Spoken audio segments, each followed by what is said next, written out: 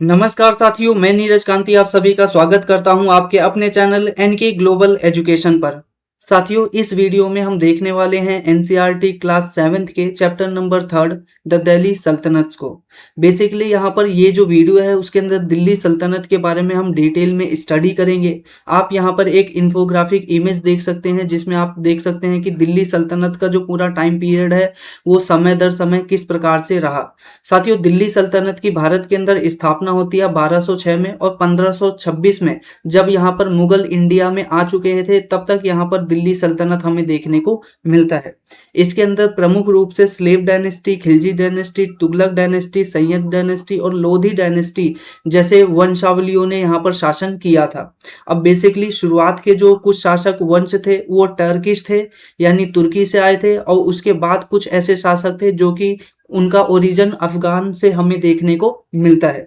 अब इसी के साथ साथ अगर हम इस पूरे के पूरे आने वाला जो चैप्टर है उसके अंदर डिटेल में पढ़ेंगे कि कौन से शासक के माध्यम से कौन कौन सी नीतियां लेकर आई गई और इसी के साथ साथ कौन से समय में क्या स्पेसिफिक फीचर रहा है एडमिनिस्ट्रेशन के तौर पर और आर्किटेक्चर के तौर पर। हालांकि यहाँ पर जो एनसीईआरटी की किताब है उसमें बहुत ज़्यादा डिटेल में नहीं बताया है, फिर भी आप यहाँ पर एक बार देख सकते हो कि जो स्लेव डायनेस्टी है जिसने दिल्ली सल्तनत की स्थापना की उसके अंदर ये प्रमुख शासक थे। ठीक है, इसी के साथ जो खिलजी डायनेस्टी है उसके अंदर आपको ये प्रमुख रूप से शासक देखने को मिलते हैं। तुगलक डायनेस्टी के अंदर आपको यहाँ पर ये प्रमुख शासक देखने को मिलते हैं। सैयद डायनेस्टी के अंदर ये प्रमुख शासक देखने को मिलते हैं। इसी के साथ लोधी डायनेस्टी के अंदर आपको ये प्रमुख रूप से देखने को मिलते हैं। साथियों, इस चैप्टर के अंदर बार बार हम स्पेसिफिक रूप से कुछ प्रमुख शासकों का जिक्र करेंगे, जैसे कि कुतुबुद्दीन ऐबक के बारे में, इल्तुतमिश के बारे में, रजिया सुल्तान के बारे में और बलबन के बारे में। इसी के साथ जलालुद्दीन फिरोज शाह खिलजी और अलाउद्दीन खिलजी। इसी के साथ मोहम्मद बिन तुगलक के बाद हम लास्ट में देखेंगे इब्राहिम लोधी को। तो ये कुछ प्रमुख रूप से हमें शासक वंश यहाँ पर ठीक ढंग से यहाँ पर नजर आते हैं। तो हमने पूरा जो ओवरव्यू है वो ले लिया कि कौन से शासक वंश कब आए और किस तरह से यहाँ पर शासन चला रहे थे। अब आइए एक काम करते हैं, डिटेल में चीजों को देखते हैं। तो सबसे पहले के चैप्टर में हमने देखा था कि अभी तक कहीं भी हमने दिल्ली एक प्रोमिनेंट इलाके की बात नहीं की है। जैसे कि अगर आप मैप में भी देखोगे तो दिल्ली का प्रमुख रूप से वर्णन हमें देखने को नहीं मिलता है, और ऐसा इस वजह से है क्योंकि हमें देखने को मिलता है कि कावेरी जो डेल्टा है वो बेसिकली क्या है, वहां पर बड़े बड़े साम्राज्यों का उदय होता है। ठीक है, पहले हमने देखा, और यहाँ पर जो दिल्ली है वहां पर क्या है, कोई बहुत बड़ा साम्राज्य हमें देखने को नहीं मिलता है। लेकिन जब हम बात करते हैं 9वीं शताब्दी से लेकर 12वीं शताब्दी तक के बीच में, तो हमें यहाँ पर देखने को मिलता है कि दिल्ली की जो इम्पोर्टेंस है वो लगातार बढ़ने लग जाती है। ठीक है, कब बढ़ने लग जाती है, जब तोमर वंश के जो राजपूत शासक हैं उन्होंने क्या किया, दिल्ली वाला जो पूरा इलाका है वहां पर एक साम्राज्य की स्थापना की। ठीक है, यानी middle of the 12th century यहाँ पर जो दिल्ली है उसकी इंपॉर्टेंस बढ़ने लग जाती है। अब यहाँ पर एक मैप के माध्यम से अगर आप समझेंगे तो और अच्छे से आपको यहाँ पर समझ में आएगा। फॉर एग्जाम्पल, ये इंडिया का मैप है। इस टाइम पे हमने यहाँ पर क्या देखा था, ये पूरा नॉर्थ ईस्ट इंडिया है। नॉर्थ ईस्ट इंडिया के बाद ये पूरा जम्मू कश्मीर, पाकिस्तान, पाकिस्तान के बाद अफगानिस्तान, और इस प्रकार से ये पूरा इंडिया हमें नजर आ रहा था। हमने यहाँ पर पहले देखा कि किस तरह से हड़प्पा सभ्यता वाला इलाका यहाँ पर डेवलप हुआ। फिर उसके वजह बाद जब वैदिक एज आया तो हम गंगा यमुना दोआब तक यहाँ तक फैल गए। लेकिन यहाँ पर आप ध्यान रखिएगा कि बीच में क्या है, महाभारत काल के बाद, ठीक है, जो दिल्ली, हालांकि उसका जो मेंशन है वो इंद्रप्रस्थ के रूप में किया जाता है, लेकिन महाभारत के बाद वाला जो समय है, ठीक है, जब हम बात करते हैं महाजनपद काल की या फिर मौर्य साम्राज्य की, मौर्य साम्राज्य के बाद हमें क्या बोलते हैं, और अन्य शासक वंश देखने को मिलते हैं। ठीक है, जैसे कि कुषाण वगैरह। इसी के साथ यहाँ पर शुंग, कण्व, सातवाहन, ये सभी शासक वंश के अंदर चोल, चेल, पांड्य, पुहार, इन सभी के टाइम पर दिल्ली कहीं भी इंपॉर्टेंट यहाँ पर हमें नहीं नजर आया। लेकिन जब हम बात करते हैं यहाँ पर 12th सेंचुरी की, तब यहाँ पर क्या होता है कि जो तोमर राजा हैं उनके माध्यम से सबसे पहले दिल्ली को अपना बेसिकली सेंटर बनाया गया। ठीक है। और यहाँ पर देखते ही देखते जो दिल्ली है वो ट्रेड एंड कॉमर्स का स्पेसिफिक सेंटर बन के उभरा। अब यहाँ पर हमें देखने को मिलता है कि यहाँ पर इस के अंदर बहुत सारे मंदिरों का निर्माण करवाया गया, बाजारों का निर्माण कराया गया, और इसी के साथ साथ यहाँ पर देखते देखते एक बड़े शहर का निर्माण हो गया। ठीक है। और ये मुख्य रूप से केंद्र था जैन मर्चेंट्स के लिए, यानी जैन व्यापारियों के लिए। और इसी के साथ यहाँ पर हमें कॉइन को भी मिंट किया जाना स्टार्ट देखने को मिलता है, यानी जो सिक्के हैं उनको भी जारी किया जाता है। और इस टाइम पर जो दिल्ली और उसके आसपास के क्षेत्र में वाइडली जो सिक्के मिला करते थे उसको हम देहलीवाल सिक्का बोलते हैं। तो ये कुछ स्पेसिफिक फैक्ट है जो कि हमें हमेशा ध्यान रखना चाहिए कि जो दिल्ली की इंपॉर्टेंस है वो आज जैसे हम देखते हैं कि दिल्ली क्या है, भारत देश की राजधानी है, उस समय इतना इम्पोर्टेंट इसका नहीं था। ठीक है। इसी के साथ साथ यहाँ पर क्या होता है, जब दिल्ली सल्तनत की शुरुआत होती है, मैंने अभी बताया 1206 में क्या होता है, दिल्ली सल्तनत की स्थापना होती है। तो दिल्ली सल्तनत की जब यहाँ पर स्थापना होती है तब से यहाँ पर लगभग यहाँ पर 13th सेंचुरी के आसपास, और 13th सेंचुरी का मतलब आप सभी को पता ही होगा, 1200 से लेकर 1300 के बीच का समय। तो यहाँ पर 1206 आता है, इसका मतलब 1200 से लेकर 1300 के बीच का जो भी समय है वो 13th सेंचुरी कहलाती है। इस टाइम पर हमें दिल्ली की सिग्निफिकेंस बहुत ही ज़्यादा बढ़ती हुई नजर आती है। यहाँ पर क्या किया जाता है, दिल्ली सुल्तान के शासकों के माध्यम से बड़े बड़े शहरों का निर्माण किया जाता है। इसका एक एग्जाम्पल हमें देखने को मिलता है दिल्ली कुन्हा, ठीक है, सिरी, और इसी के साथ जहांपना। ये बेसिकली कुछ इलाके हैं जो यहाँ पर फेमस होने लग जाते हैं यमुना रिवर के आसपास। ठीक है। तो आप यहाँ पर जानते हो दिल्ली के अंदर क्या है, एक यमुना रिवर बहती है, और इस यमुना रिवर के बाद पास में ही हमें यहाँ पर देखने को मिलता है, आप इस जगह देख रहे हो सिरी, सिरी के साथ साथ यहाँ पर जहांपना, फिर इसी के साथ साथ दिल्ली कूना। ठीक है। यहीं पर क्या होता है, शुरुआत में इन सभी इलाकों का विकास होता है, यानी दिल्ली में सबसे पहले इन 3 शहरों का निर्माण होता है।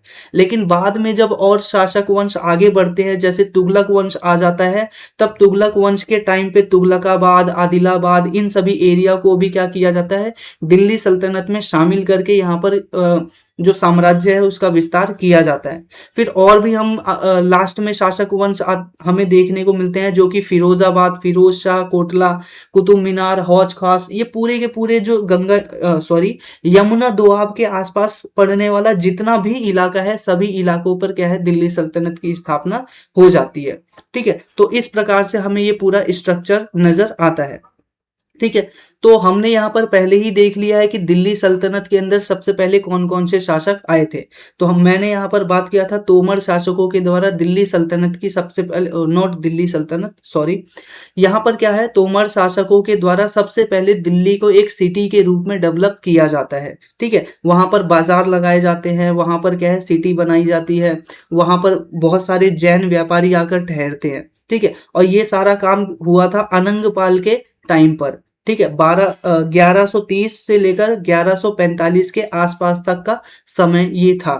फिर इसके बाद क्या होता है, दिल्ली के ऊपर बाद के समय में फिर चौहान शासकों के द्वारा शासन किया जाता है। आपने कहानी सुनी होगी, बेसिकली क्या है, संयोगिता और जो पृथ्वीराज चौहान है उनके कहानी के बारे में। ठीक है। तो जो पृथ्वीराज चौहान तृतीय हैं, उनके टाइम पर जो इसका इंपॉर्टेंस है वो और भी यहाँ पर बढ़ता हुआ हमें नजर आता है। ठीक है। पृथ्वीराज चौहान और फिर उनके जो एक प्रकार से प्रेडिसेसर्स यानी उत्तराधिकारी आते हैं, उनके टाइम पर दिल्ली का महत्व बहुत ही ज्यादा बढ़ जाता है। इतना महत्व बढ़ जाता है कि दिल्ली के ऊपर लगातार आक्रमण होने लग जाते हैं। ठीक है। और 1206 में क्या होता है, एक आक्रमण सफल हो जाता है, और यहाँ पर क्या होता है, कुतुबुद्दीन ऐबक के माध्यम से यहाँ पर क्या किया जाता है, दिल्ली सल्तनत की स्थापना कर दी जाती है। फिर उसके बाद इल्तुतमिश शासक बनते हैं, रजिया बनती हैं, फिर बलबन यहाँ पर प्रमुख रूप से शासक देखने को मिलते हैं। हालांकि यहाँ पर आपको कुछ शासकों यानी इंपॉर्टेंट शासकों का नाम दिया गया है, लेकिन आप यहाँ पर देख सकते हो दिल्ली सल्तनत के अंदर यहाँ पर कुल 11 शासक हमें देखने को मिलते हैं। ठीक है। इसी के साथ यहाँ पर आप देख सकते हो, फिर उसके बाद आते हैं खलजी डायनेस्टी। ध्यान से आप यहाँ पर रखिएगा, यहाँ पर लिखा हुआ है अर्ली टर्किश रूल, और ये अर्ली टर्किश रूल है, इसको हम स्लेव डायनेस्टी के नाम से जानते हैं, यानी गुलाम वंश के नाम से जानते हैं। क्यों? क्योंकि ये शुरुआत में कुतुबुद्दीन ऐबक था, वो बेसिकली मोहम्मद गौरी का गुलाम था। ठीक है, तो ये ध्यान रखिएगा, मोहम्मद गौरी ने ही दिल्ली के ऊपर अपना पहला एरिया को कैप्चर किया था, इस वजह से दिल्ली उसके नियंत्रण में आता था, मोहम्मद गौरी के नेतृत्व में आता था। लेकिन जब मोहम्मद गौरी वापस अपने यहाँ पर अपने घर पर चले गया, तो इस यानी उसकी डेथ हो गई, तो उसके बाद हमें देखने को मिलता है कि मोहम्मद गौरी के बाद उसका जो स्लेव था, उसने क्या किया, दिल्ली के ऊपर एक प्रकार से कब्जा किया, और इसी वजह से इसको स्लेव डायनेस्टी के नाम से भी जाना जाता है। ठीक है, तो इसी के साथ यहाँ पर बात करते हैं दूसरा प्रमुख रूप से डायनेस्टी, जो कि है खिलजी डायनेस्टी। इसके अंदर जलालुद्दीन खिलजी और अलाउद्दीन खिलजी क्या है, प्रमुख रूप से शासक देखने को मिलते हैं। हालांकि इसके अंदर आप कुछ 5 प्रमुख शासक भी देख सकते हो इस स्थान पर। इसी के साथ यहाँ पर आप देखोगे तुगलक डायनेस्टी। तुगलक डायनेस्टी के अंदर गयासुद्दीन तुगलक, मोहम्मद बिन तुगलक और फिरोज शाह तुगलक सबसे प्रमुख शासक थे। हालांकि अगर तुगलक डायनेस्टी को डिटेल में देखोगे तो यहाँ पर नसीरुद्दीन मोहम्मद भी यहाँ पर प्रमुख शासक थे, जिनके टाइम पर हमें तैमूर लंग का भी आक्रमण होता हुआ नजर आता है। यानी तैमूर लंग ने क्या किया था, जो तुगलक डायनेस्टी के शासक थे नसीरुद्दीन मोहम्मद, उनके ऊपर आक्रमण किया था। और उसके बाद तो फिर यहाँ पर क्या होता है, इनका शासन समाप्त होता है और सैयद वंश यहाँ पर आ जाता है, और सैयद वंश के अंदर आप ये प्रमुख रूप से शासक देख सकते हो। ठीक है, यहाँ पर आपको मेंशन किया है सैयद वंश, इसके प्रमुख शासक थे कौन, खिज्र खान। ठीक है, तो ये कुछ प्रमुख रूप से हमें शासक इस प्रकार से देखने को मिलते हैं। इसी के साथ हम यहाँ पर आगे देखते हैं लोधी डायनेस्टी। अब लोधी डायनेस्टी में बहलोल लोधी सबसे प्रमुख रूप से शासक हमें देखने को मिलते हैं। ठीक है, तो बहलोल लोधी को भी हमने यहाँ पर देख लिया। अब बात करते हैं यहाँ पर इस नोट में, तो नोट में आप यहाँ पर कुछ और प्रमुख शासक को देख सकते हो बहलोल लोधी के अलावा। बेसिकली लोधी वंश की जिसने स्थापना की थी बहलोल लोधी, उसके बाद आता है सिकंदर लोधी, और इब्राहिम लोधी क्या है, जो दिल्ली सल्तनत है उसके हमें आखिरी शासक देखने को मिलते हैं। जब 1526 में क्या होता है, बाबर के द्वारा इसके ऊपर आक्रमण किया जाता है, और फिर बाबर के द्वारा मुगल वंश की स्थापना कर दी जाती है। तो ध्यान रखिएगा 1526 में क्या होता है, भारत के अंदर मुगल वंश की स्थापना हो जाती है। तो इस हिसाब से आप यहाँ पर एक चीज देख रहे हो, 1206 में दिल्ली सल्तनत की स्थापना होती है, और 1526 में क्या होता है, दिल्ली सल्तनत खत्म हो जाता है और मुगल वंश की स्थापना हो जाती है। तो यहाँ पर ये जो पूरी हिस्ट्री है डिटेल में मैंने यहाँ पर कवर करा दिया। अब हमारे सामने एक प्रश्न आता है कि दिल्ली सल्तनत के बारे में जो हमें प्रमुख रूप से अभी जानकारियां मिलती हैं वह कहाँ से मिलती हैं। तो ध्यान रखिएगा, दिल्ली सल्तनत के टाइम पर जो इतिहास लिखा जाता था, यानी हिस्ट्री लिखी जाती थी, उसको हम बोलते थे तारीख। तो ध्यान रखिएगा, तारीख यानी इतिहास, एक बात। दूसरी बात आती है तवारीख। तवारीख कुछ नहीं है, बेसिकली इतिहास का प्लूरल वर्ड है। ठीक है, अब जब बेसिकली क्या होता है, बहुत सारे राजा महाराजाओं और बहुत सारा पूरा सोसाइटी का इतिहास एक जगह लिखा जाता है, तो उसको हम तवारीख कह देते हैं। ठीक है, इसी के साथ यहाँ पर आमतौर पर इस समय जो हमारे सामने जितनी भी किताबें लिखी जा रही थी या जितने भी इंस्क्रिप्शन लिखे जा रहे थे, ठीक है, वह सभी के सभी क्या है, पर्शियन लैंग्वेज में लिखे जा रहे थे। ये आपको ध्यान में रखना है, क्योंकि मैंने आपको यहाँ पर क्या बताया कि ये शुरुआती तौर पर जितने भी शासक आए थे ये बेसिकली तुर्की के निवासी थे, इसी के साथ साथ अफगान के मूल निवासी थे, और इन सभी इलाकों में बेसिकली क्या है, पर्शियन लैंग्वेज बोली जाती थी। और यही रीजन है कि भारत के अंदर जो इतिहास लिखा जा रहा था इस टाइम पे, वो पर्शियन लैंग्वेज में हमें देखने को मिलता है। ठीक है, अब पर्शियन लैंग्वेज में ये जो किताबें बनाई जाती थी, उन किताबों को बनाने का मेथड यहाँ पर दिखाया हुआ है कि पहले स्टेप में क्या होता है कि एक आदमी होता है जो कि कागज तैयार करता है। ठीक है, फिर इसी के साथ साथ दूसरे स्टेप में क्या होता है, आदमी जो होता है वह लेखक जो होता है वो इसके अंदर लिखता है कंटेंट जो भी लिखना होता है। तीसरे स्टेप में आप यहाँ पर देख सकते हो कि एक आदमी क्या है, जो भट्टी है उसके अंदर, यानी जो एक प्रकार से फ्लेम है उसके अंदर कुछ चीजों को जलाकर पिघला रहा है। अब ये बेसिकली गोल्ड को पिघला रहा है, और गोल्ड के के माध्यम से क्या किया जाता था, किताबों के ऊपर कोटिंग की जाती थी उस टाइम पर, ठीक है, जिससे कि जो अक्षर हैं और भी ज्यादा सुनहरे हो पाए।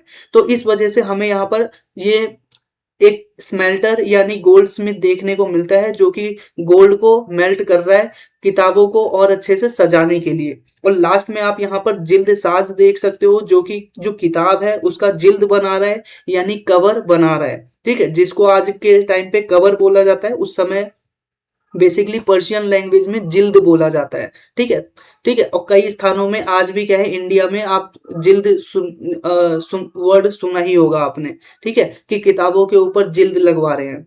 इसी के साथ साथ यहाँ पर अब बात करते हैं कि दिल्ली के अंदर ये किताबें हमें उनके माध्यम से पता चलता है दिल्ली सल्तनत के बारे में। अब बात आती है क्या क्या पता चलता है, तो एडमिनिस्ट्रेशन के बारे में पता चलता है, ठीक है, पर्शियन लैंग्वेज में। इसी के साथ साथ यहाँ पर जो ये तवारीख लिख रहे थे लेखक, ठीक है, इनके बारे में हमें पता चलता है कि ये आमतौर पर जो राज दरबार हुआ करता था उसके सेक्रेटरी हुआ करते थे, एडमिनिस्ट्रेटर हुआ करते थे, कोई कवि हुआ करता था या फिर कोई कोर्टियर हुआ करता था, यानी उनके राज दरबार में रहा करता था। तो ऐसा नहीं है कि किताब कोई भी लिखा करते थे, बल्कि ये जो किताब है आमतौर पर राजाओं के द्वारा लिखाया जाता था। और ये जो राजा है बेसिकली कुछ लोगों को हायर करते थे, और ये लोग कौन हुआ करते थे, बेसिकली तवारी लिखने वाले लोग कौन हुआ करते थे, उसी के राजा के ही सेक्रेटरी हुआ करते थे। एडमिनिस्ट्रेटिव के अंदर काम करने वाले लोग हुआ करते थे, कवि हुआ करते थे, या फिर कोर्टिजान्स हुआ करते थे। कोर्टिजान्स का बेसिक मतलब होता है राज दरबार के अंदर काम करने वाला व्यक्ति, ठीक है, उसी को हम कोर्टियर बोलते हैं। अब बात करते हैं कि इसके अंदर बेसिकली क्या है, जो गवर्नेंस है और जो शासक का रूल है उन सभी को यहाँ पर मेंशन किया जाता था, ठीक है। एक उदाहरण हमें देखने को मिलता है फख्र ए मुदब्बिर नाम के बेसिकली विद्वान के माध्यम से। इन्होंने अपनी एक किताब लिखी जिसमें वो बता रहे हैं कि जो राजा है वो बेसिकली सोल्जर्स के ऊपर पूरी तरह से निर्भर होता है, और सोल्जर्स को आमतौर पर वो सैलरी दिया करते थे, और ये जो सैलरी है राजा बेसिकली किसानों के ऊपर कर लगाकर लेकर आया करते थे, ठीक है। इसी के साथ जो राजा है इन सभी से कर इस बिहाफ पर लिया करता था कि राजा बोलता था कि मैं तुम्हें जस्टिस प्रोवाइड कराऊंगा और एक प्रकार से ईमानदार गवर्नमेंट प्रोवाइड कराऊंगा। इसके संदर्भ में क्या किया जाता था, किसानों से कर लिया जाता था। ये बेसिकली कंटेंट हो गया। अब हम यहाँ पर आगे देखते हैं कि ये जो तवारीख लिखने वाले राइटर है वो बेसिकली क्या है, आमतौर पर मेन दिल्ली के अंदर ही रहा करते थे, यानी जो वहां पर शहर हुआ करते थे वहां पर रहा करते थे। और बहुत ही कम लेखक हमें देखने को मिलते हैं जो कि गांव में रहा करते थे। एक दो उदाहरण हमें नजर आ सकते हैं, लेकिन 100 में से 10 में से सिर्फ एक ही क्या है जो ग्रामीण क्षेत्र है उसमें रहा करता होगा, वो भी कुछ समय के लिए। अदरवाइज सभी जो लेखक है वो प्रमुख रूप से जो शहर है उसके अंदर रहा करते थे। और ये जो किताबें हैं वो आमतौर पर जो राजा है उसके लिए लिखा करते थे, और राजा से यह इस आशा में लिखा करते थे राजा के लिए कि राजा उनको क्या देगा, उपहार देगा, गिफ्ट देगा। इसी के साथ साथ यहाँ पर क्या होता है कि कभी कभी क्या होता था कि ये जो लेखक हैं ये विद्वान भी हुआ करते थे, और विद्वान होने के नाते ये क्या करते थे, राजा को अपने आइडियाज प्रदान करते थे, ठीक है, अपने जो बेसिकली आइडिया है, बौद्धिक कौशल है वो प्रदान किया करते थे। वो इस बात को सुनिश्चित किया करते थे कि बेसिकली क्या है कि समाज के अंदर जो व्यवस्था है जो कि बर्थ राइट के ऊपर निर्भर है, जेंडर डिस्टिंक्शन के ऊपर आधारित है, ठीक है, वो व्यवस्था सुचारू रूप से बनी रहे, ठीक है। अब यहाँ पर एक आपको कंटेंट बताता हूँ मिनहाज उस सिराज जिजनानी का, जो कि बेसिकली क्या है, एक राइटर था। वो ये बताता है कि मेरा ये उद्देश्य है, यानी मिनहाज उस सिराज जिजनानी है वो ये बता रहा है राजा को कि आपको इस तरह के जो काम है वह नहीं करने चाहिए। ये भगवान के द्वारा यानी अल्लाह के द्वारा बनाए गए नियमों के खिलाफ है। क्या खिलाफ है कि यहाँ पर क्या है, कोई रानी के द्वारा शासन नहीं चलाया जाना चाहिए।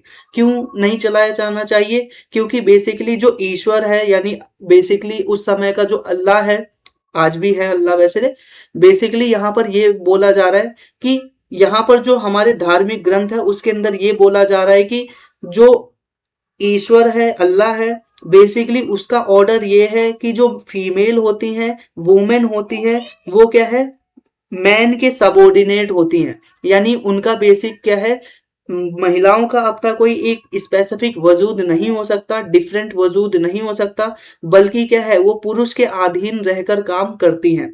अब चूंकि क्या है, रजिया आप सभी यहाँ पर देख रहे हो कि बेसिकली क्या होता है, 1236 में जो दिल्ली सल्तनत का शासक है इल्तुतमिश, वो क्या करता है, अपनी जो बेटी है उसको क्या राजा बना देता है, क्योंकि इससे पहले उसका एक बड़ा बेटा होता है जिसका नाम होता है आराम शाह। ठीक है, बेसिकली यहाँ पर हमें देखने को मिलता है रुकनुद्दीन फिरोज शाह। अब ये जो इल्तुतमिश का बेटा था रुकनुद्दीन फिरोज शाह, वो इतना ज्यादा कैपेबल नहीं था। ठीक है, रजिया ज्यादा एक तो एडवांस भी थी, उसको क्या बोलते हैं, वॉरफेयर की यानी युद्ध करने की नीति पता थी, राजनीति में कुशल थी। इन सभी के बावजूद रुकनुद्दीन फिरोज शाह को शासक बना दिया गया। हालांकि बाद में क्या होता है, उसके कुशासन की वजह से रजिया सुल्तान उसके शासन को खत्म करके खुद शासिका बन जाती है। तो यहाँ पर बेसिकली मिन्हाज जो सिराज है वो इस चीज का विरोध करते हैं। ठीक है, जब रजिया शासक बनती है तो मिन्हाज उस सिराज है इस चीज को विरोध करते हैं, और वो कहते हैं कि मैं किसी भी क्वीन यानी किसी भी रानी के आदेशों का पालन करने में अपने आप को असमर्थ महसूस करता हूं। इसके बावजूद भी कि मैं ये जानता हूं कि जो रजिया सुल्तान है वो बहुत ही ज्यादा क्वालिफाइड है अपने बड़े भाई के मुकाबले। ठीक है, तो रुकनुद्दीन फिरोज शाह को यहाँ पर शासक बनाया गया था, उसके बावजूद यहाँ पर लास्ट में क्या होता है, दिल्ली सल्तनत का शासक रजिया सुल्तान को बना दिया जाता है। हालांकि जो मिन्हाज सिराज जैसे बहुत सारे दरबारी लोग हैं वो रजिया का विरोध करते हैं और उसके खिलाफ आंदोलन कर देते हैं, और लास्ट में 1240 में क्या किया जाता है, रजिया सुल्तान को हटा दिया जाता है। तो यहाँ पर आप समझ सकते हो कि उस समय का सिचुएशन किस प्रकार का था, जहां पर महिलाओं को क्या है ज्यादा अधिकार नहीं हुआ करते थे शासन करने के, और यहाँ तक कि घर के बाहर भी निकलने के। ऐसा नहीं है कि सिर्फ इतिहास में सिर्फ रजिया सुल्तान ही थी।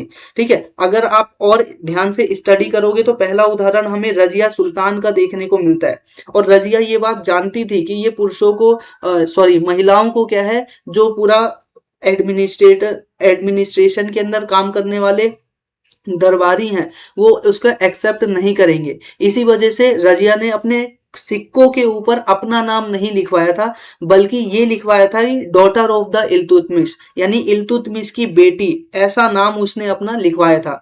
क्योंकि यहाँ पर बेसिकली आप इस वजह से समझ सकते हो क्योंकि उस समय महिलाओं को क्या है, सिक्के पर, खुतबे पर, खुतबा एक प्रकार से इस्लामिक प्रेयर होती है जो कि राजा के सम्मान में की जाती है। ठीक है, उसमें राजा का भी नाम लिया जाता है। तो बेसिकली क्या होता है, खुतबे में, सिक्के में, एडमिनिस्ट्रेशन के कामों में महिला होने की वजह से इसका नाम तक भी यूज नहीं किया जाता था, और बोला जाता था कि शासक कौन है, इल्तुतमिश की बेटी है, ना कि रजिया सुल्तान। ठीक है, तो ये एक उदाहरण हमें देखने को मिलता है। ऐसा ही उदाहरण हमें भारत के अन्य क्षेत्रों में नजर आते हैं इसी टाइम पर, जो कि है रुद्रम देवी का उदाहरण, जो कि काकतीय वंश के अंदर हमें प्रमुख शासिका देखने को मिलती है, जो वारंगल यानी आंध्र प्रदेश रीजन के अंदर अपना शासन चला रही होती हैं। तो ध्यान रखिएगा, काकतीय डायनेस्टी की शासक रुद्रम देवी। ठीक है, इन्होंने भी इसी प्रकार के मेथड का यूज किया था। इन्होंने क्या किया था कि Rudrama Devi change her name on her inscription and pretended she was a man. Rudrama Devi ने भी क्या किया था, अपने जो इंस्क्रिप्शन है, कॉइन्स है, उनके ऊपर अपना नाम बदल लिया था और अपने आप को जताया था कि वो फीमेल नहीं है बल्कि क्या है, एक मेल है यानी पुरुष है। ठीक है, इसी के साथ हमें एक तीसरा उदाहरण भी देखने को मिलता है इंडिया के अंदर इस प्रकार से, जहां पर रानी दिद्दा का शासन होता है। अब बेसिकली क्या होता है, यहाँ पर आप यहाँ पर नाम भी नहीं पता कर पा रहे हो कि बेसिकली यहाँ पर रानी का नाम क्या है, तो यहाँ पर उनको बेसिकली बोला जाता है क्वीन, क्योंकि वह क्वीन थी। दिद्दा इस वजह से बोला जाता है क्योंकि बेसिकली क्या है, वो फीमेल, दीदी शब्द आप सभी जानते होंगे सिस्टर के लिए यूज हुआ करता है। तो चूंकि वो फीमेल थी और जो उनकी प्रजा है उनको दीदी कहकर पुकारा करती थी, और इस वजह से यहाँ पर यूज होना चाहिए था वर्ड क्वीन दीदी, लेकिन आप यहाँ पर देख रहे हो शब्द यूज किया गया है क्वीन दिद्दा। रानी दिद्दा, और दिद्दा शब्द ये दर्शा रहा है कि यहाँ पर बेसिकली दीदी शब्द को एडॉप्ट नहीं किया गया था, उसको एक्सेप्ट नहीं किया गया था, ठीक है, जिसका मतलब होता है एल्डर सिस्टर। तो इस वजह से दिद्दी का उन्होंने अपने नाम की वजह रानी दिद्दा यूज किया, ठीक है, जो कि ये दर्शा रहा है कि संभवतः यहाँ पर क्या है, मेल है ये, यानी पुरुष है ये, ठीक है, दिद्दा मतलब मेल। अब बात देखो, ये अपभ्रंश है, एकदम स्पेसिफिक वर्ड मीनिंग में मत घुसना, ठीक है। दिद्दी मतलब बहन, और दिद्दा का मतलब कोई वर्ड होता ही नहीं है पहली बात तो, लेकिन हम कहने के तौर पे बोल देते हैं मेल वाला दिद्दा, ठीक है, ऐसा बहन जो कि पुरुष हो, ठीक है, ऐसी बहन जो कि पुरुष हो। तो यहाँ पर ये सिर्फ वर्ड का खेल है, अदरवाइज इसका मेल और फीमेल से लेना कोई देना नहीं है। तो रानी दिद्दा ने भी क्या किया, अपनी जो पहचान है वो एक पुरुष के समान रखा। तो ये तीन प्रमुख रूप से हमें इंडिया के अंदर उदाहरण देखने को मिलते हैं, एक ही टाइम पर जब जो महिलाएं हैं वो अपनी पहचान को छुपाकर क्या है, अपने आप को पुरुष दिखाने की कोशिश कर रही हैं शासन के लिए। अब हम यहाँ पर आगे देखते हैं कि मिन्हाज ने ये सारा जो आइडिया है वो आप यहाँ पर एक बार अपने आप भी देख सकते हो। तो हमने यहाँ पर जो बेसिक चीजें हैं उसको डिटेल में कवर कर लिया है। अब हम यहाँ पर बढ़ते हैं अपने नेक्स्ट हेडिंग की तरफ, जो कि क्या है, from garrison town to empire. Basically empire क्या होता है और गैरिसन टाउन क्या होता है, ये चीज हमने पहले ही बात कर रखी है।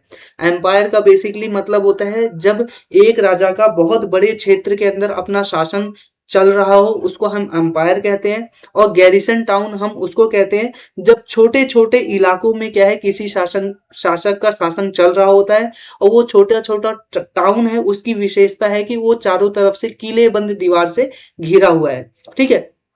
तो यहाँ पर आप इसका मतलब यही समझ सकते हो कि दिल्ली सुल्तनत के जो पहले शुरुआती शासक थे, ठीक है, उन्होंने दिल्ली के अंदर जब अपना शासन स्टार्ट किया इस पर्टिकुलर इलाके में, या फिर इधर दिल्ली के एकदम आसपास के इलाकों में, तो यहाँ पर हमें देखने को मिलता है कि दिल्ली के आसपास छोटे छोटे किले बनाकर उन्होंने अपना शासन स्टार्ट किया था। लेकिन धीरे धीरे उन्होंने क्या किया, अपना जो साम्राज्य है उसका विस्तार किया, और धीरे धीरे इस तरह से उन्होंने इस पूरे के पूरे क्षेत्रों में कब्जा करके दिल्ली सल्तनत की यहाँ पर उन्होंने स्थापना कर दी। और ये जो दिल्ली सल्तनत है इसी को बेसिकली अंपायर के नाम से जाना जाता है, ठीक है।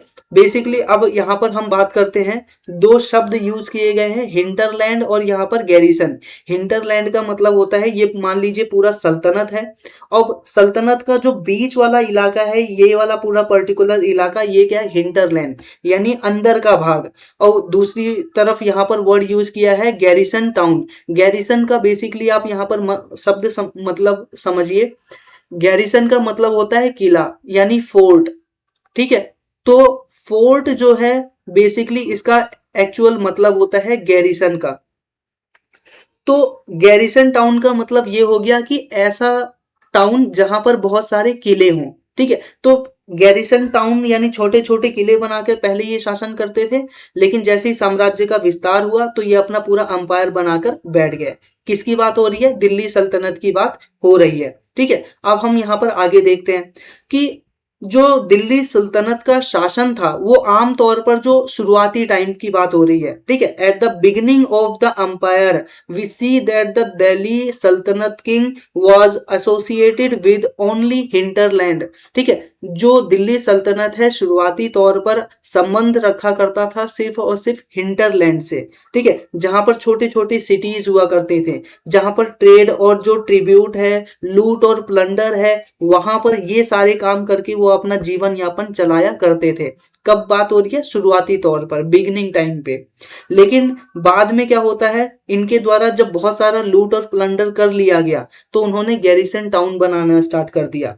अभी भी उन्होंने दूर दराज के क्षेत्रों में अटैक नहीं किया है। क्यों? क्योंकि अगर आप देखोगे बंगाल के इलाके में, ऐसे जो दिल्ली से बहुत ज्यादा दूर हैं, उनको क्या है, दिल्ली में रहकर कंट्रोल कर पाना बहुत ही ज्यादा मुश्किल है। फॉर एग्जाम्पल ये आपका बंगाल नजर आता है, इसके ऊपर कंट्रोल करना बहुत ही ज्यादा मुश्किल है दिल्ली से, ठीक है, उतना संसाधन भी नहीं था इन शासकों के पास। तो इस वजह से क्या है, दिल्ली से दूर दराज जो इलाके थे वहां पर क्या है, दिल्ली सल्तनत का शासन नहीं था, ठीक है। इसी के साथ साथ यहाँ पर फ्रेजाइल कम्युनिकेशन की वजह से ये सिचुएशन हमें नजर आ रही है, एक कारण। दूसरा कारण क्या है, पूरे क्षेत्र पर कब्जा न कर पाने का, वो क्या है, मंगोल का अटैक। ठीक है, क्योंकि मैंने आपको यहाँ पर बताया था कि जो मंगोल्स हैं वो क्या करते थे टाइम टू टाइम, जैसे यहाँ पर आप देख रहे हो नसीरुद्दीन मोहम्मद के टाइम पर 1398 में क्या होता है कि तैमूर लंग का आक्रमण होता है। इसी के साथ साथ आपने नाम सुना होगा चंगेज खान। ठीक है, ये चंगेज खान का ही वंशज था। तो चंगेज खान के माध्यम से बेसिकली क्या होता है, आक्रमण किया जाता है। और चंगेज खान और तैमूर लंग दोनों कौन से डायनेस्टी से या कौन से वंश से संबंध रखा करते हैं, मंगोल से संबंध रखा करते हैं। तो ये मंगोल लोग बार बार आक्रमण कर रहे थे, इस वजह से ये लोग बड़ा साम्राज्य नहीं खड़ा कर पा रहे थे, दिल्ली सल्तनत के शासक। इसी के साथ इनकी तीसरी प्रॉब्लम थी यहाँ के खुद के गवर्नर। क्योंकि देखो अभी ये बेसिकली मैंने आपको बताया था पहले की वीडियो में कि इन एरिया इन पूरे के पूरे इलाकों में किसका शासन था, गुर्जर प्रतिहार। ठीक है, फिर इसी के साथ साथ यहाँ पर हमें देखने को मिलता है चौहान वंश, इन सभी का शासन चला करता था। अब नॉर्मल सी बात है, आपने चौहानों को हटा के यहाँ पर शासन स्टार्ट किया है, गुर्जर प्रतिहारों को हटाकर शासन स्टार्ट किया है। इसी के साथ अगर आप बाद के समय में, हालांकि बंगाल के अंदर तो वह जीत नहीं पाए, लेकिन और बाकी स्थानों को आप देखोगे तो उन शासकों को हटा करके बेसिकली आपने शासन स्थापित किया है। तो ऐसे में क्या है, जो इनके गवर्नर्स हैं, ठीक है, वो लोग क्या करते थे, लगातार शासक के ऊपर दबाव डाला करते थे। क्या दबाव करते थे कि उनको ज्यादा से ज्यादा छूट प्रदान की जाए, नहीं तो हम दूसरे शासक को मान्यता प्रदान कर देंगे। अब बात करते हैं चौथे पॉइंट की। तो चौथे पॉइंट में क्या होता है कि अफगान शासक लगातार क्या कर रहे थे, इनके ऊपर अटैक कर रहे थे। तो यहां पर आप ध्यान रखिएगा, मैं अभी हिस्ट्री पढ़ा रहा हूं बिगिनिंग टाइम की, यानी स्लेव और खलजी टाइम पे। ठीक है, और मैंने यहां पर बताया था कि ये सारे लोग क्या थे, टर्किश लोग थे। ठीक है, और वहीं पर क्या होता है, चूंकि अफगानी लोग हैं जो कि बाद में अपना सल्तनत स्थापित कर भी देते हैं, बाद में क्या होता है, ये अफगानी लोग बार बार अटैक कर रहे थे। चौथे पॉइंट में हम देखते हैं इस वजह से सल्तनत का वह लोग इतना ज्यादा विस्तार नहीं कर पा रहे थे। ठीक है, तो ये कुछ प्रमुख कारण थे। लेकिन बाद के समय में हमें देखने को मिलता है कि जब कुछ मजबूत शासक हुए, ठीक है, जैसे कि बलबन के अलावा अलाउद्दीन खिलजी, मोहम्मद बिन तुगलक, इन सभी ने क्या किया, फिर बहुत बड़े पैमाने पर कैंपेन किया। ठीक है, कैंपेन करने के साथ साथ इन्होंने क्या किया कि अपना जो इंटरनल फ्रंटियर है उसका विस्तार किया, और पूरा का पूरा जो हिंटरलैंड है और जो गैरिसन टाउन है, ठीक है, यानी ये जो पूरा का पूरा हिंटरलैंड यानी उस दिल्ली के आसपास का इलाका, और इसी के साथ गैरिसन टाउन जो दूर दराज के क्षेत्रों में फैले हुए थे, उन सभी के ऊपर क्या किया, अटैक करके उसको अपने क्षेत्र में शामिल कर लिया। इसी के साथ साथ इन्होंने यहाँ तक कि जो गंगा यमुना दोआब है वहां पे भी अटैक किया, और वहां पर अटैक करने के बाद वहां पर जो लोग रहा करते थे, पेस्टोरलिस्ट उनको कहते हैं, जो बेसिकली भेड़ बकरियों को चराया करते थे, और जो शिकारी और खाद्य संग्राहक लोग थे, उन सभी को बेसिकली वहां से हटा दिया गया। और हटाने के बाद फिर अपने किसानों को उन्होंने क्या किया, वहां पर डिप्लॉय कर दिया, यानी उनसे जमीनों को छीन करके क्या किया, किसान जो होते हैं उनको वहां पर लगा दिया, और वहां पर फिर एग्रीकल्चर को एनकरेज किया। और इस तरह से हमें देखने को मिलता है कि चूंकि एग्रीकल्चर के माध्यम से जो दिल्ली सल्तनत है वो बेसिकली टैक्स प्राप्त करता था, और इसी वजह से जब ज्यादा पैसा आने लग गया तो दिल्ली सल्तनत का बहुत बड़े पैमाने पर यहाँ पर हमें विकास देखने को मिलता है। ठीक है, तो ये पूरा सिस्टम इस प्रकार से हमें नजर आता है। अगर आप गंगा यमुना दोआब के बारे में देखोगे तो बेसिकली ये पूरा का पूरा गंगा इलाका है, और इसी के साथ ये पूरा का पूरा यमुना है। तो गंगा यमुना के आसपास जितना भी इलाका था उसको भी इन्होंने अब कब्जा कर लिया है। इसी के साथ साथ चूंकि अब यहाँ पर एग्रीकल्चर का विस्तार किया है, जिसकी वजह से ज्यादा इनको टैक्स मिल रहा है, ज्यादा टैक्स मिल रहा है यानी ज्यादा पैसा आ रहा है, ज्यादा पैसा आ रहा है तो इन्होंने मिलिट्री को भी इस्टेब्लिश करना स्टार्ट कर दिया। और यहाँ तक कि कुछ कुछ शासकों ने मिलिट्री कैंपेन तो साउथ इंडिया तक भी फैला दिया। उदाहरण के लिए हमें देखने को मिलता है अलाउद्दीन खिलजी, ठीक है, इसी के साथ मोहम्मद बिन तुगलक, इन सभी ने क्या किया, साउथ इंडिया के अंदर भी एक्सपेडिशन करने का प्रयास किया था, यानी वहां पर अपने साम्राज्य का विस्तार करने का प्रयास किया था। ठीक है, इसी के साथ हमें यहाँ पर देखने को मिलता है कि मोहम्मद बिन तुगलक ने बेसिकली क्या है कि बहुत से इलाकों को जीता और जीतने के बाद वहां पर क्या किया, राजाओं को हरा करके उनकी जितनी भी सिटीज थी उनको सीज कर लिया। सीज करने के साथ साथ यहाँ पर क्या किया, उनके ऊपर टैक्स लाद दिए और जस्टिस प्रोवाइड करने के संदर्भ में अपने आप को वहां का राजा घोषित कर दिया। ठीक है, तो इस प्रकार से आप देख सकते हो इस इमेज और मैप के माध्यम से कि किस प्रकार से ये जो अलाउद्दीन खिलजी है उसके टाइम पर, यहाँ पर अलाउद्दीन खिलजी के टाइम की बात हो रही है। तो अलाउद्दीन खिलजी के टाइम पर क्या होता है, 1229 में जो गुजरात का इलाका है उसको जीत लिया जाता है। फिर उसके बाद यहाँ पर हमें देखने को मिलता है कि 1296 के आसपास कड़ा और उसके आसपास के क्षेत्रों को जीत लिया जाता है। 1302 से लेकर 3 में हम बंगाल और वारंगल के क्षेत्र को जीत लेते हैं। तो इस आधार पर हम देखते हैं कि जो अलाउद्दीन खिलजी है वो लगातार एक्सपेडिशन करते करते करते इस प्रकार से 1311 में उसने क्या किया, जो तंजावुर का इलाका है वहां पे भी अपना कैंपेन लॉन्च कर दिया, यानी वहां तक को भी उसने कुछ समय के लिए क्या किया, अटैक किया था। ठीक है, तो ये बेसिकली अटैक की बात हो रही है, ये बात नहीं हो रही है कि उसने उसको पूरा जीत ही लिया था। ठीक है, तो बेसिकली यहाँ पे भी उसने अटैक किया था, ये हमें इस प्रकार से नजर आता है। तो आपने यहाँ पर ऊपर सिस्टम देख लिया कि किस तरह से दिल्ली सल्तनत पहले एक छोटे से इलाके में फैला, फिर उसके बाद इसका और ज्यादा विस्तार हुआ और फैलते फैलते अलाउद्दीन खिलजी के टाइम पे तो ये पूरा का पूरा जो पूरा भारतीय उपमहाद्वीप है वो एक टाइम पर किसके नियंत्रण में आ गया, अलाउद्दीन खिलजी के नियंत्रण में आ गया। ठीक है, तो इस प्रकार से अब हम बात करते हैं बाकी चीजों की। अब बाकी चीज क्या है कि दिल्ली सल्तनत के टाइम पर हमें आर्ट और आर्किटेक्चर किस प्रकार से देखने को मिलता है, दिल्ली सल्तनत के टाइम पर हमें एडमिनिस्ट्रेशन किस प्रकार से देखने को मिलता है। ठीक है, तो सबसे पहले आर्ट और आर्किटेक्चर की बात कर लेते हैं। साथियों, आप यहाँ पर एक इमेज देख रहे हो जिसके अंदर बेसिकली आप दिल्ली सल्तनत के शासक के द्वारा बनाए गए विभिन्न जो मॉन्यूमेंट्स हैं उनको देख सकते हो। साथियों, कुछ फैक्चुअल इंफॉर्मेशन है जो कि आपको एक बार मैं यहाँ पर बता देता हूँ, हालांकि अब चीजों को यहाँ पर पढ़ेंगे भी। तो यहाँ पर आप ये जो पहले ये मीनार टाइप में देख रहे हो, ये वाला पूरा पर्टिकुलर स्ट्रक्चर, सबसे पहले इस स्ट्रक्चर को बनाया गया था दिल्ली के अंदर मेहरौली में। ठीक है, तो ध्यान रखिएगा दिल्ली के मेहरौली स्थान पर क्या है, सबसे पहले इसको बनाया गया था। उस समय इसको दिल्ली कुन्हा के नाम से जाना जाता था। ठीक है, और इसको बनाया किसने था, तो यहाँ पर ध्यान रखिएगा दिल्ली सल्तनत के जो पहले शासक थे जिसका नाम था कुतुबुद्दीन ऐबक, उसके माध्यम से इसको बनाया गया था। फिर बाद के समय में इसका जो अंतिम निर्माण है, यानी शुरुआत तो कुतुबुद्दीन ऐबक ने शुरू किया था, लेकिन इसका जो पूर्ण निर्माण है वो हमें इल्तुतमिश के टाइम पर देखने को मिलता है।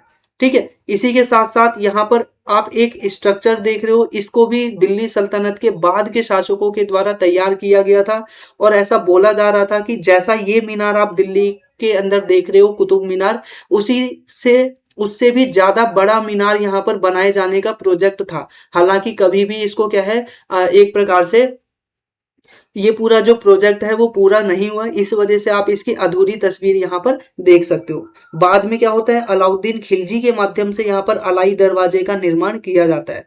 तो ये आप ध्यान रखिएगा, ये बेसिकली क्या है, बेसिकली आप यहाँ पर अलाई दरवाजा देख सकते हो।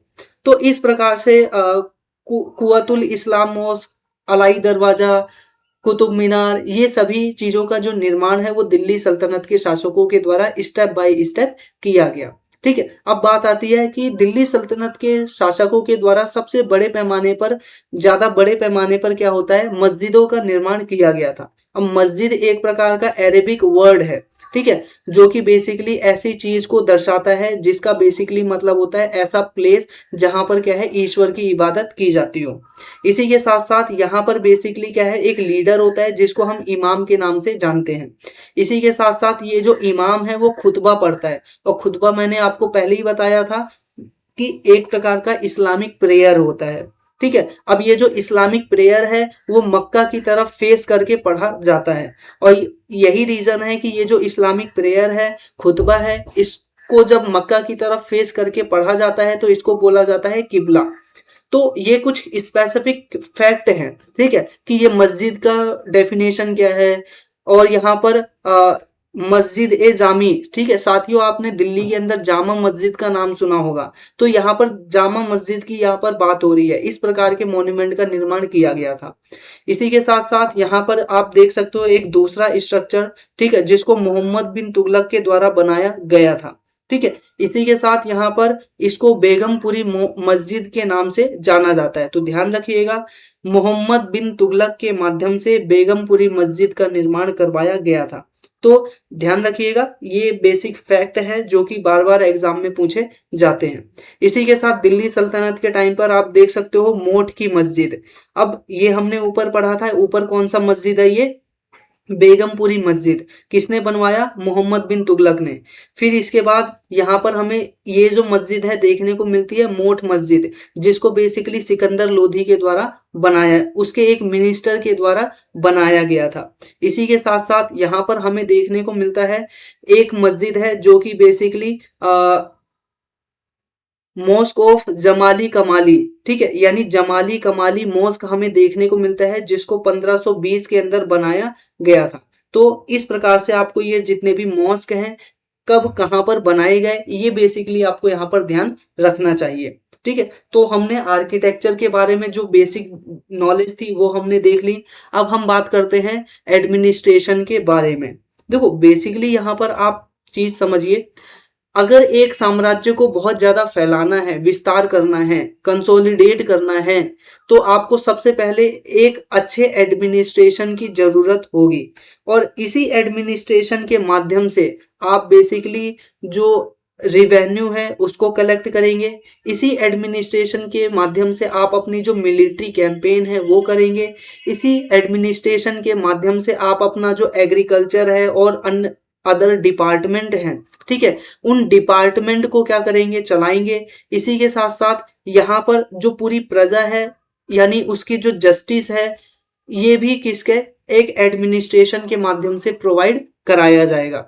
ठीक है, तो यहाँ पर आप देख रहे हो पूरे साम्राज्य को चलाने के लिए एडमिनिस्ट्रेशन की बहुत ही ज्यादा जरूरत पड़ती है। तो इस वजह से हम यहाँ पर देखते हैं कि दिल्ली सल्तनत के शासकों की ये जरूरत थी कि बेसिकली जो गवर्नर्स हैं और जो एडमिनिस्ट्रेशन है उनकी अपॉइंटमेंट करें। और ये आमतौर पर जो इनका अपॉइंटमेंट किया जाता था वो हमें देखने को मिलते हैं एरिस्टोक्रेटिक फैमिली के होते हैं या फिर चीफ्टन्स फैमिली से हुआ करते थे, और इनको किसी भी राज्य के अंदर गवर्नर के रूप में नियुक्त किया जाता था। ठीक है, स्पेसिफिकली अगर हम बात करें कुतुबुद्दीन ऐबक के टाइम पर और इल्तुतमिश के टाइम पर, बेसिकली क्या होता है, मान लीजिए जिस क्षेत्र पर आक्रमण किया उसी क्षेत्र के अंदर जो बेसिकली पहले से ही सरदार चल रहे थे उन्हीं सरदारों को दोबारा से काम दे दिया। ठीक है, इसी के साथ साथ ये जो सरदार थे यानी बेसिकली यहाँ पर बात हो रही है गवर्नर्स की, तो ये जो गवर्नर थे इनके हाथ में मिलिट्री सर्विस हुआ करती थी। और यहाँ पर हमें देखने को मिलता है कि इस प्रकार से पूरा शासन चला करता था। लेकिन एक दूसरा भी मेथड हुआ करता था शासन को चलाने का यानी गवर्नर को अपॉइंट करने का, वो क्या था, स्लेव। स्लेव बेसिकली क्या होता है, मैंने आपको पहले बताया, जो मोहम्मद गौरी है वो बेसिकली क्या है कि एक प्रकार से अपने स्लेव रखे हुए थे और उन स्लेव्स का नाम था, उनमें से एक का नाम था बेसिकली कुतुबुद्दीन ऐबक। ठीक है, ऐबक क्या था, मोहम्मद गौरी का स्लेव था।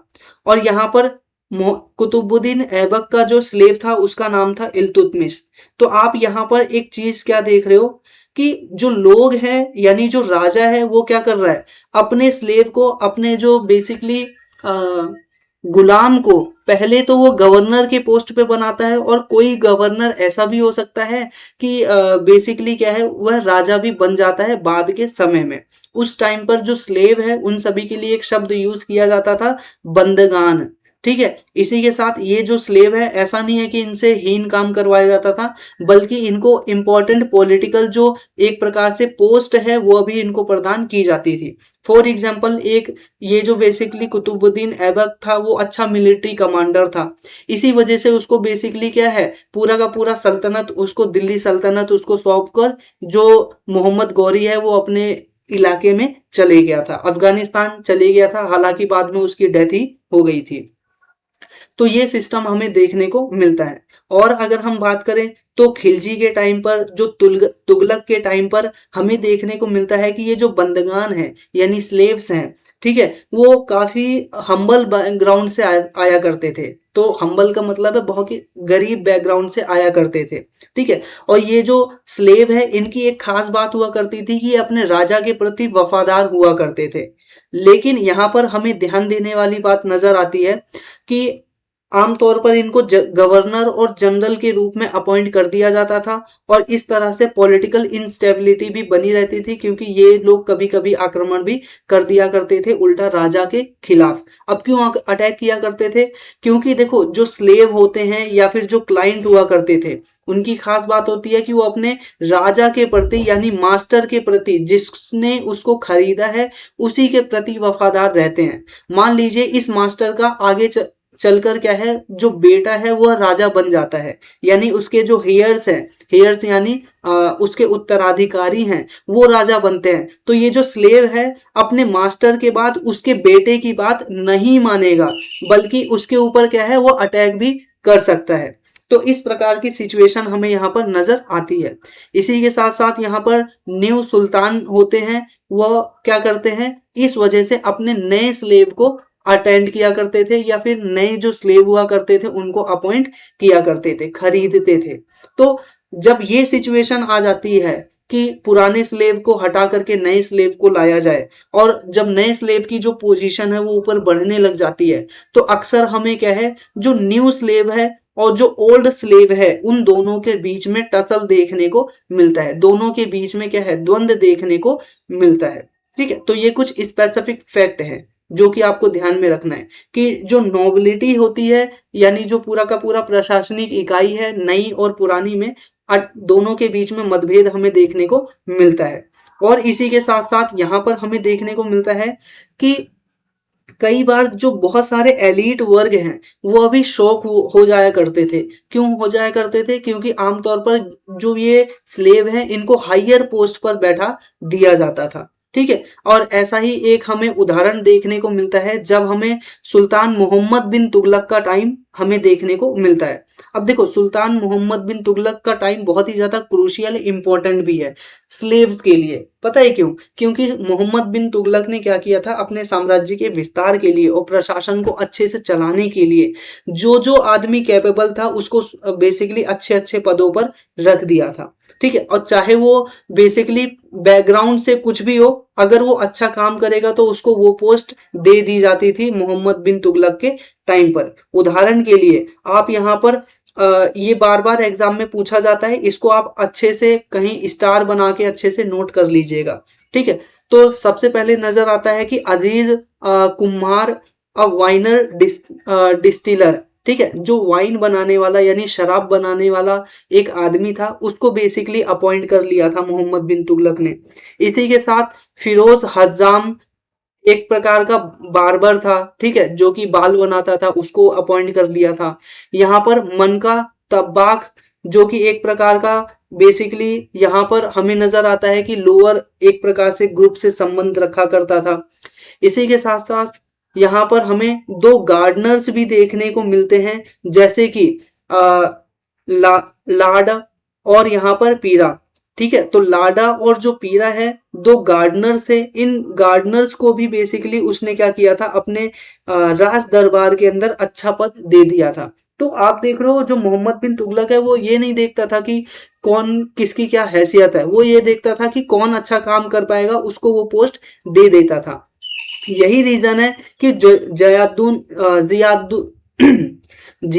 जियाउद्दीन बर्नी है, वो बेसिकली क्या है, मोहम्मद बिन तुगलक को हमेशा क्रिटिसाइज करता था। क्यों क्रिटिसाइज करता था? क्योंकि ऐसा उसका मानना था कि सुल्तान जो है वो बेसिकली क्या है कि अपना जो जजमेंट है, पॉलिटिकल जजमेंट यानी अपनी जो राजनीतिक समझदारी है वो खो चुका है, यानी उसको चिढ़ाता था। कौन चिढ़ाता था? जियाउद्दीन बर्नी मोहम्मद बिन तुगलक को, ठीक है। तो इस प्रकार से हमें ये देखने को मिलता है सिस्टम कि जो राजा हैं वो यह नहीं देखते थे कि ये आदमी कौन है, बस ये देखा करते थे कि ये आदमी ये पर्टिकुलर जो वर्क है उसको करने की कैपेबल है कि नहीं है। अगर वो कैपेबल है तो उसको वो पोस्ट दे दी जाती थी।